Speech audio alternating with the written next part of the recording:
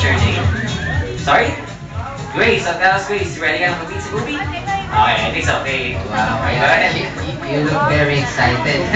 Okay, Di ko alam paano Kobe eh. Di here ko is alam very paano. friendly and he would like to welcome you with a friendly handshake. So offer him your hand, grab his slipper and shake it. Oh, sige, shake it.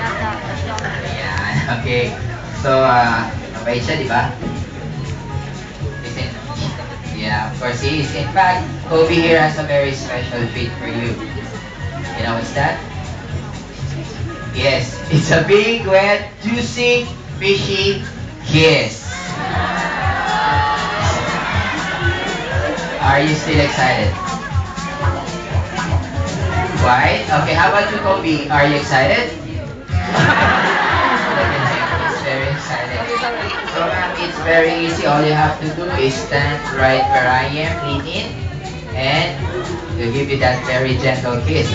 But since you're special, let me try to freshen up this breath with some sea lion breath mint, some more fish to make the kiss juicier. Okay. Okay, Kobe, let me check your breath. Not done yet. Okay. Okay, Kobe's ready. He's all yours. Hold the kiss. Now, okay. Go, Grace!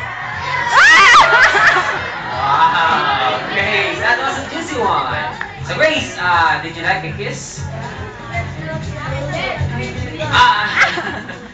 So hang on. Still have some questions. Grace, saglit lang, saglit. Meron pa. Shake hands. So hey, so Grace, if you're going to rate that kiss on a scale of 1 to 10, and 10 is the best kiss that you ever had, what will it be? 11. Wow. So does it mean Grace is better than your special someone?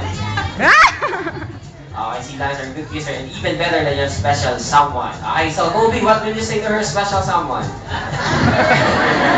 Anyways, Grace, we're just kidding. Thank you so much for being such a great guest. So folks, have a big round of applause for Grace.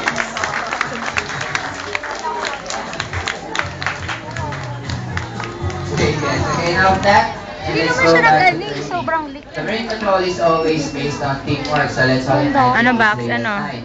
Our mission is to Sila yung discover nagjowa ko. smugglers that have been Ano? reported Sino around jowa this mo area. ngayon? Sila yun na si So, there's Sila an yun easy na. plan. Okay? Me and Kobe will go that Ano? way. Ano pakiramdam ang kiss niya? I will go that way and let's meet back here.